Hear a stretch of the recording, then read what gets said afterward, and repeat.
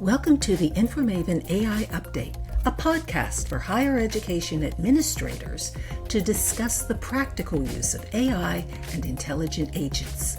I'm Mosley-Matchett, the founder and CEO of InforMaven, a company that helps you work smarter by harnessing the power of intelligent agents.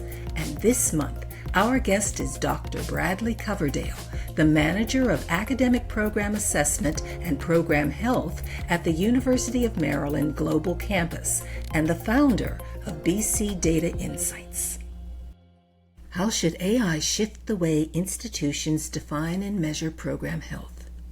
When considering how administrators assess the various programs that their institutions offer, are there new ways that AI could shift how program health is currently being defined and measured? Yes, there's a lot of different ways. And I think the first thing, especially when we have any conversation about program health, it's really important for us to first think about, well, what is program health and define that to start with. And a lot of different institutions are going to have a lot of different definitions with that. In some cases, some focus really on the learning outcomes. Others will focus on the traditional metrics of headcount, retention, course success, graduation. And it is important when you're moving in that direction to think about, well, what's good and what's bad.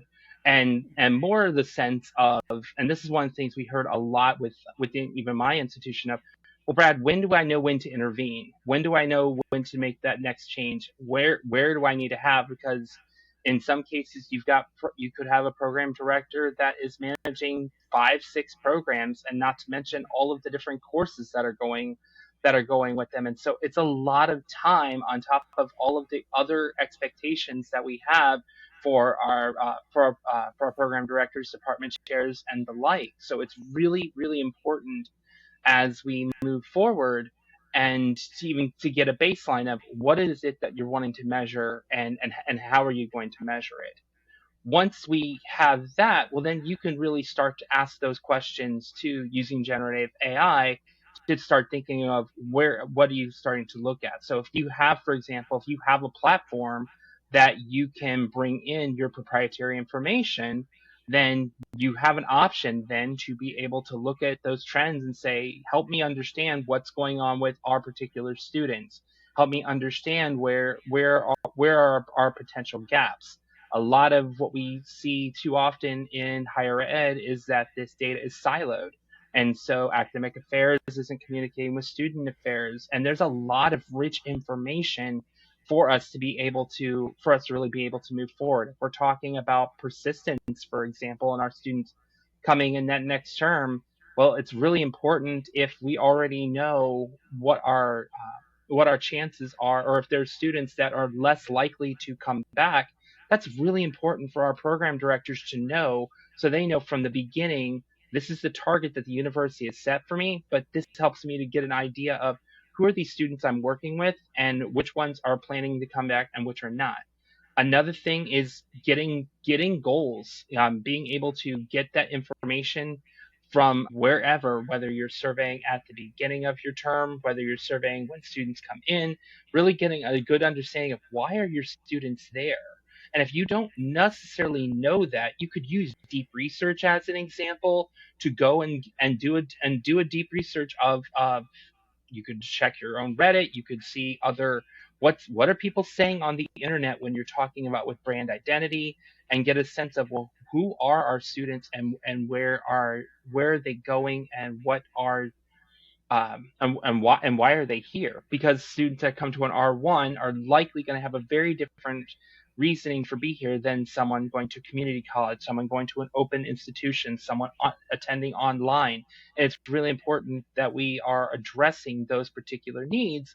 And in some cases, not everyone's here necessarily for credentials. Some are here to transfer.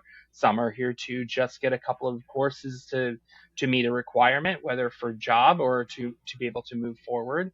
And so it's really important as we are tracking and saying, well, what goals are we meeting, that we understand what the student goals are as well, so that's better aligned.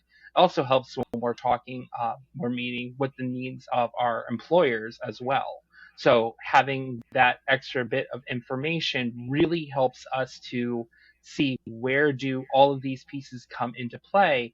And again, generative AI can be used as kind of your assistant. It can be used as a good thought scenario. So I use it all the time of saying we have run into this challenge where I define what type of students we have and start thinking about, tell me what are the barriers that I'm not seeing when I'm just looking at the data, whether it's the student whether it's student life challenges that are potentially happening, things that are happening right now in the world with us having military students. Our students are all over the place, and we already know in some instances they're not able to complete their courses, and it shouldn't just be at the behest of our student affairs and our great success coaches to be able to communicate that information to the schools. The academic team should know that information as well. That's true.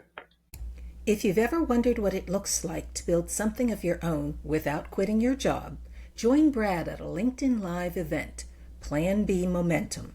Build something you own so you're never stuck again. On Friday, July 25th at 1 p.m. Eastern. He'll walk through how mid-career pros can create quiet momentum 1 hour at a time. Please visit InforMaven AI to hear the entire interview.